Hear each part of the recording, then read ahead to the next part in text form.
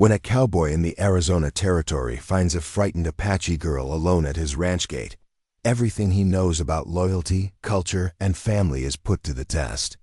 But what happens next will change more than just one life. Thank you so much for watching and for all your comments. Let me know at the end if you liked this story, and where you're watching from and why you're following this. The late afternoon sun cast long shadows across the Arizona Territory as Thomas Miller wiped sweat from his brow. 5 years on this ranch, and the work never seemed to get any easier. The drought of 1878 had been particularly harsh, testing even the most seasoned ranchers. Thomas adjusted his worn leather hat and surveyed the fence line he'd been repairing all day. Almost done, he muttered to himself, hammering the last nail into place. His horse, Daisy, nickered softly from where she was tethered nearby, seeming to agree that it was time to head back to the main house. As Thomas gathered his tools, a distant movement caught his eye. Squinting against the setting sun, he could make out a small figure approaching his property line. Visitors were rare out here, 15 miles from the nearest town. "Hello there," he called out, but received no response.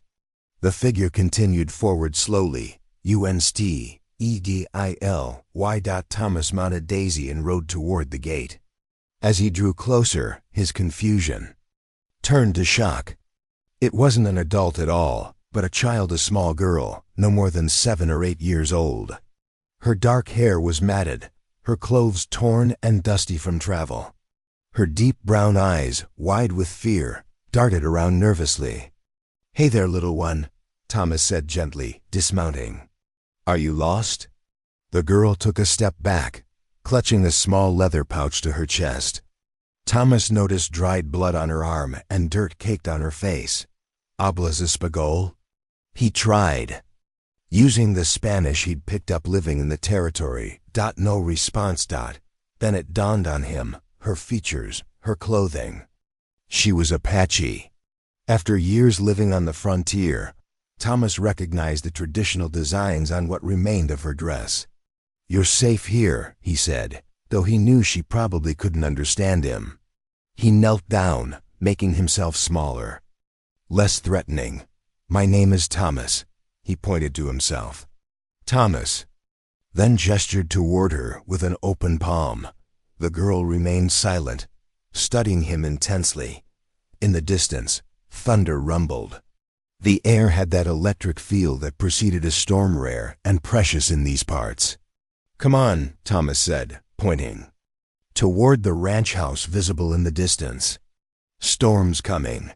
He made a motion like rainfall with his fingers, then pointed to the dark clouds gathering on the horizon. The girl followed his gaze, then looked back at him. Slowly, Thomas extended his hand. The girl didn't take it, but when he began walking toward the house, she followed at a cautious distance. Thomas's mind raced. Where had she come from? The nearest Apache settlement was miles away, and relations between settlers and natives were tense at best. The military had been forcing many Apache onto reservations. Had she escaped? Been separated from her family? As they approached the modest ranch house, the front door opened. Martha Miller stepped onto the porch, wiping her hands on her apron. "Thomas, who's that with you?" she called, her voice carrying on the wind. "Found her by the south fence," he replied. "She doesn't speak English or Spanish." "I think she's Apache." Martha's expression shifted from curiosity to concern. At 42, she had seen her share of frontier hardships. The couple had never been blessed with children of their own, though not for lack of trying. "The poor thing looks half-starved," Martha said, coming down the steps. The girl shrank back behind Thomas. "It's all right," Thomas reassured her, though. He knew his words meant nothing to her. "This is Martha, my wife." Martha knelt down, just as Thomas had done, and smiled warmly. "Hello, little one." The first drops of rain began to fall, fat and heavy. The girl looked up at the sky, then back at Martha. "Let's get inside," Martha said, rising. I've got stew on the stove. Inside the ranch house, the girl remained standing near the door, as if ready to flee at any moment. The one-room cabin was modest but homey, with a cast-iron stove radiating warmth, a wooden table with 4 chairs, and a pair of beds separated by a curtain. "Sit, please," Martha said, gesturing to the table. The girl didn't move. Thomas removed his hat and hung it on a peg by the door. "She's scared, Martha. Give her time." Martha ladled thick beef stew into a bowl and placed it on the table. The aroma filled the room, and the girl's stomach audibly growled. "Come on," Thomas said gently, pulling out a chair. "Food." He pantomimed eating. The girl's eyes darted between Thomas, Martha, and the steaming bowl. Hunger finally won out over fear, and she cautiously approached the table. She didn't sit, but stood beside the chair, quickly spooning stew into her mouth. "Slow down, child," Martha said softly. "There's plenty more." As the rain intensified outside, drumming against the roof, Thomas and Martha exchanged worried glances. What were they going to do with an Apache child? The nearest town, Willow Creek, was hardly welcoming to natives, and returning her to her people would be nearly impossible without knowing which band she belonged to. The girl finished her stew and looked up at them, her expression unreadable. "What's your name?" Thomas asked, pointing to her.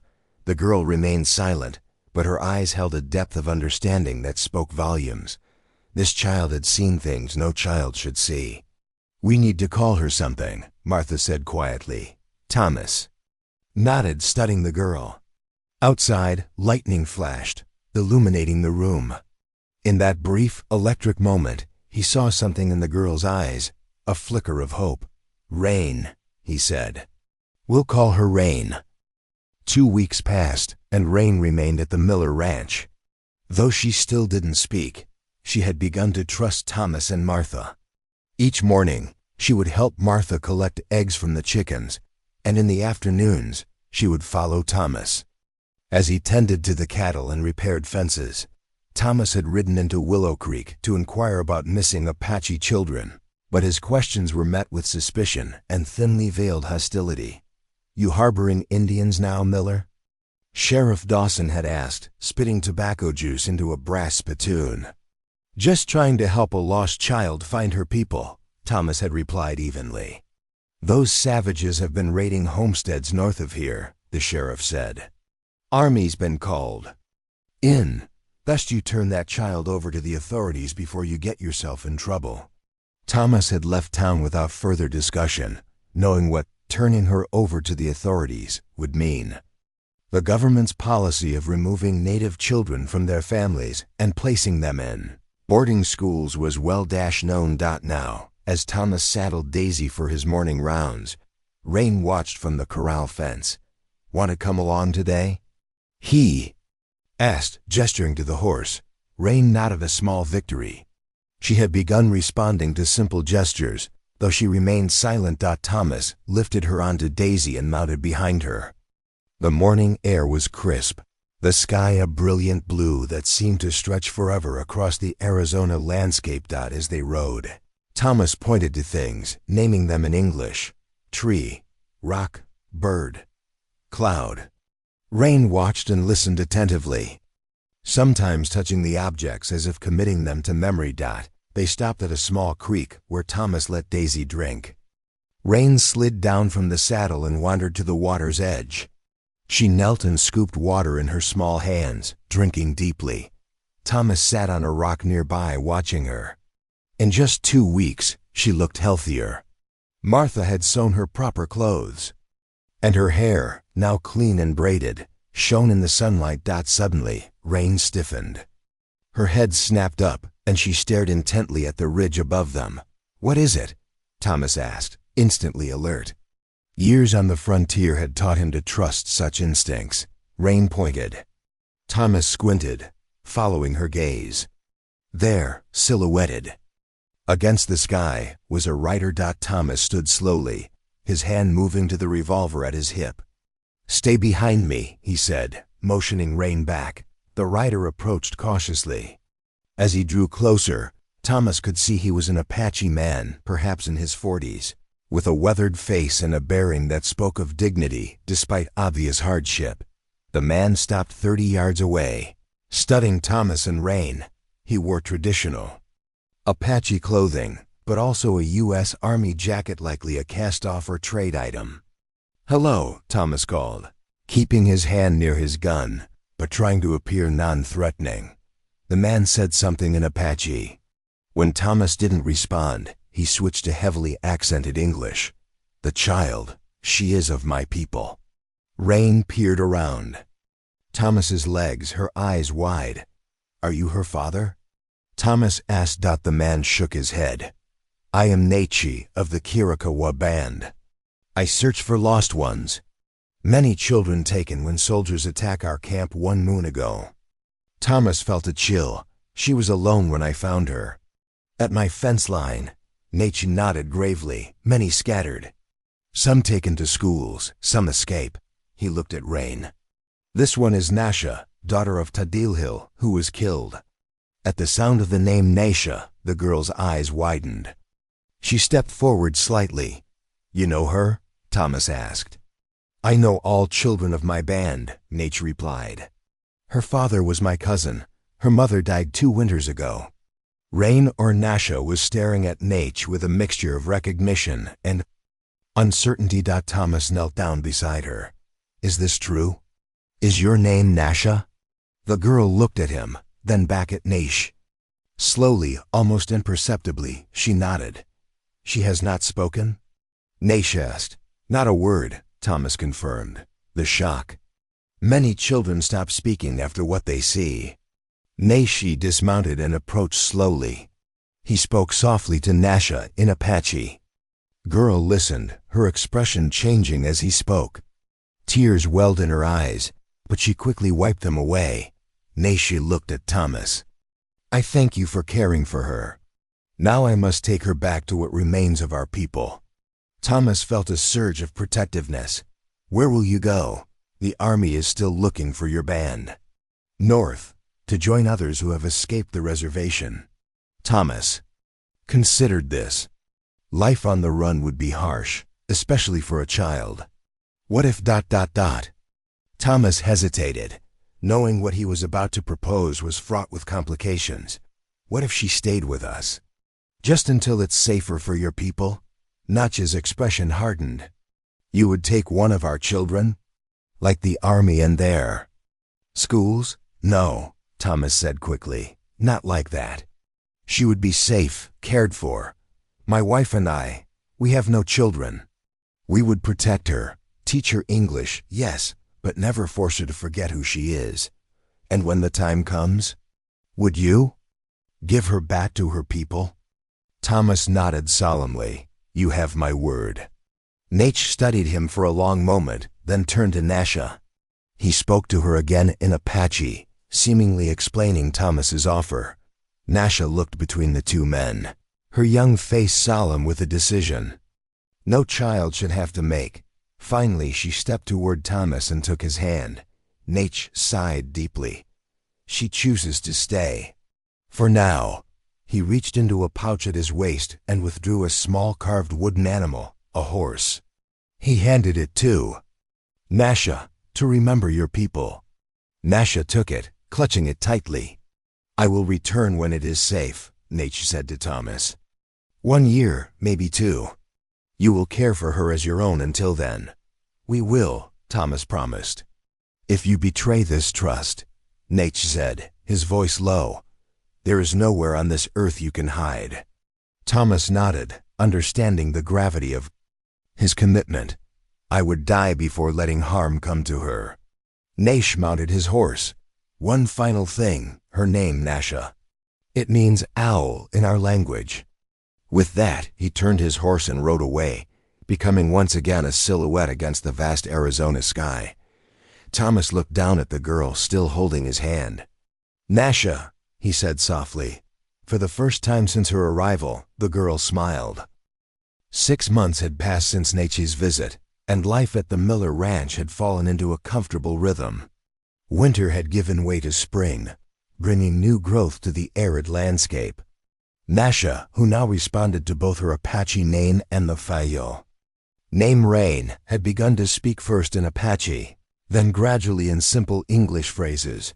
Martha had proven to be a patient teacher, spending evenings at the kitchen table with a slate board, teaching Nasha letters and numbers.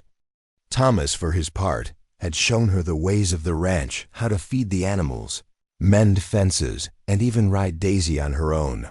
Today, Thomas was teaching Nasha about cattle branding in the corral near the barn. The spring roundup would begin soon, and though she was too young to participate fully, he wanted her to understand the work. "The brand shows which cattle belong to us," Thomas explained, showing her the iron with the Miller mark, a simple M with a horizontal line through it. Each ranch has its own mark.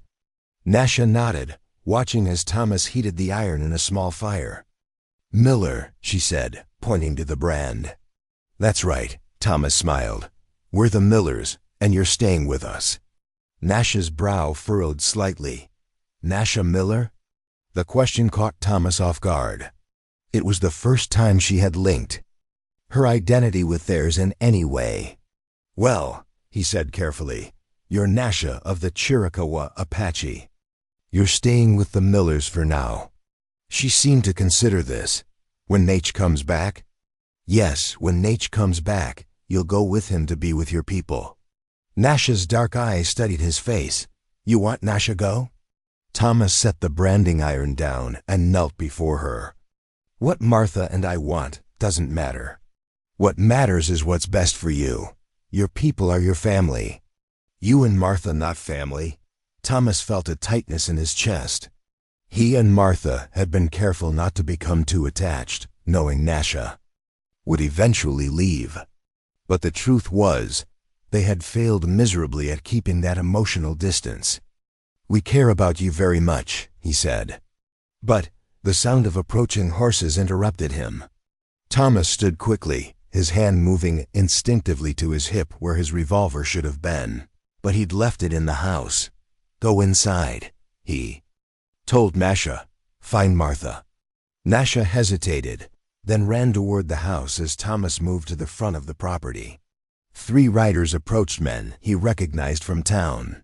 The one in front was William Hayes, a cattle rancher whose property bordered the northern edge of Miller land. "Afternoon, Thomas," Hayes called as they drew near. The false friendliness in his voice put Thomas immediately on edge.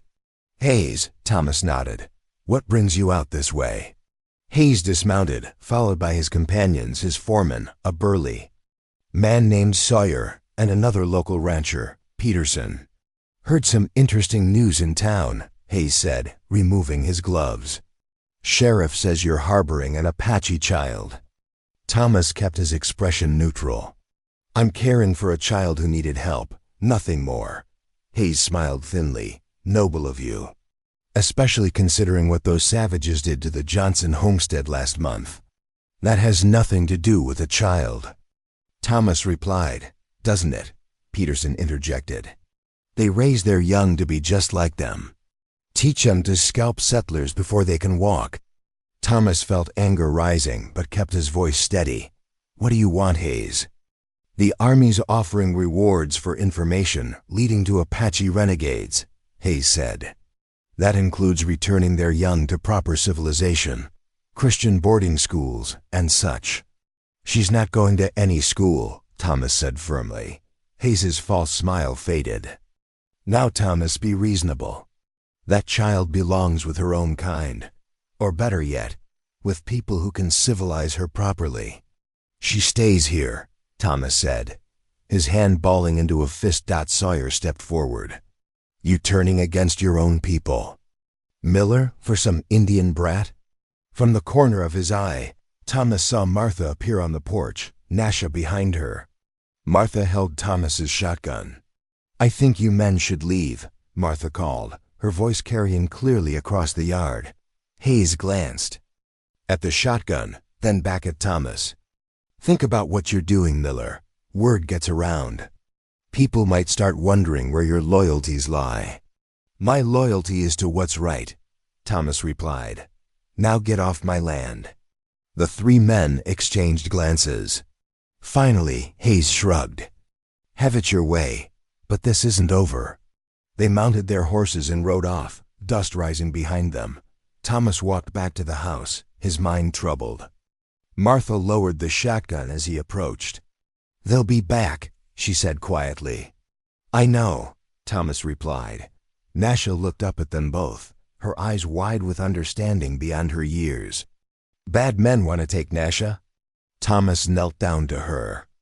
"Level, no one is going to take you anywhere you don't want to go. I promise." That night, after Nasha was asleep, Thomas and Martha sat at the kitchen table, speaking in hushed tones. "We could leave," Martha suggested. "Go north, maybe to Colorado Territory." Thomas shook his head. "And what about when Nate returns? How would he find us?" Martha reached across the table and took his hand. "Thomas, be realistic. It's been 6 months. The Army has been relentless in their pursuit of the Apache. Nate may never come back." "I gave him my word," Thomas insisted. "I know you did," Martha said gently. "And if he returns, we'll honor that. But in the meantime, we have to protect her. Those men today, they won't stop. And the next time, they might bring the sheriff, or worse, the Army." Thomas was silent for a long moment. "I'll ride out tomorrow. There's a place in the mountains, an old mining cabin. We can take her there until things calm down," Martha nodded. "I'll pack provisions." As they prepared for bed, Thomas checked. On Nasha, she slept peacefully, the carved wooden horse Notch had given her clutched in her small hand. Thomas felt a surge of protectiveness. This child had lost everything, her father, her home, her way of life.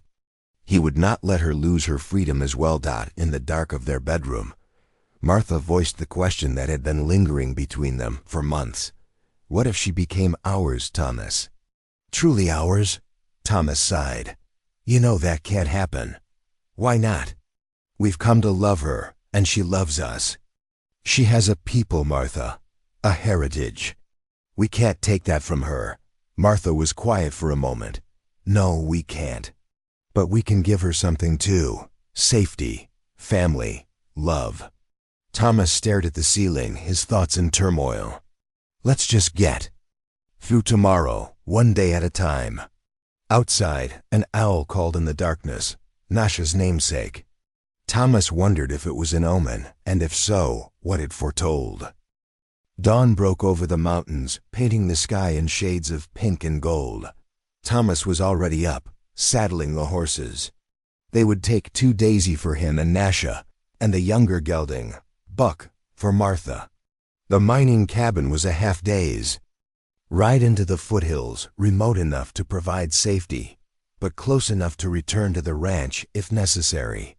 Inside the house, Martha packed food and essentials while Nasha watched, confused by the unusual activity. "Why we go?" she asked, clutching her wooden horse. "We're going on an adventure," Martha explained, trying to keep her voice light. "To a special place in the mountains. Bad men come?" Martha paused in her packing. Even at her young age, Nasha was perceptive. "Yes, sweetheart, the bad men might come back. So we're going somewhere safe for a little while." Nasha nodded solemnly. "Nasha hide before, when soldiers come." Martha knelt and embraced her. "You don't have to hide alone anymore. We'll protect you." Thomas entered, his expression grim. "We need to go. I saw dust on the north road." Martha quickly finished packing, and they hurried outside. Thomas lifted Nasha onto Daisy, then mounted behind her. Martha secured the provisions to Buck and climbed into the saddle as they rode away from the ranch. Nasha looked back at the only home she had known for the past 6 months. "We come back?" "Yes," Thomas assured her, though uncertainty gnawed at him. "When it's safe." They rode hard for the first hour, putting distance between themselves and the ranch. As they climbed into the foothills, the terrain became rougher, slowing their pace. Pine trees replaced the scrub brush of the lower elevations, and the air, grew cooler. By midday, they reached a small plateau overlooking a valley. Thomas reined in Daisy, and they stopped to rest the horses and eat a simple meal of bread and jerky. "The cabin is just over that ridge," Thomas said, pointing. "We should reach it by early afternoon."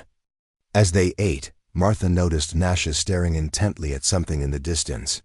Following her gaze, Martha saw a plume of smoke rising from the direction of their ranch. "Thomas," she said quietly, nodding toward the smoke.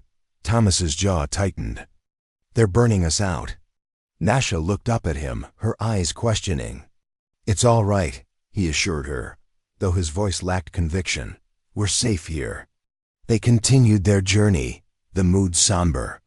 The cabin, when they reached it, was primitive but solid, a single room with a stone fireplace, a rough wooden table, and bunks built into the wall. Thomas had used it occasionally during hunting trips, keeping it stocked with basic supplies. While Martha set about making the cabin habitable, Thomas took Nasha to a small stream nearby to fetch water.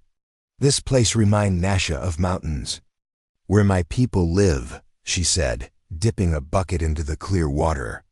"Is that so?" Thomas asked, surprised she had volunteered information about her past. Nasha nodded. "Father take Nasha hunting. We see deer, big birds." She made a soaring motion with her arms. "Eagles," Thomas supplied. "Eagles," she repeated. "Father say eagles watch over Apache people." Thomas smiled, though his heart ached for her loss. "That's a beautiful belief." They returned to the cabin with the water. Martha had swept the floor and was preparing a simple stew with dried beans and the last of their jerky. As dusk fell, they sat together at the table, eating by the light of a single lantern. Despite the circumstances, there was a sense of peace in their togetherness. After dinner, Thomas stepped outside to check the horses. The night was clear, stars emerging in the darkening sky. He scanned the valley below, relieved to see no signs of pursuit. Perhaps they were safe, at least for now, inside. He found Martha sitting on one of the bunks, Nasha beside her. Martha was braiding the girl's long dark hair, singing softly an old lullaby Thomas remembered from his own childhood. The scene struck him with unexpected force.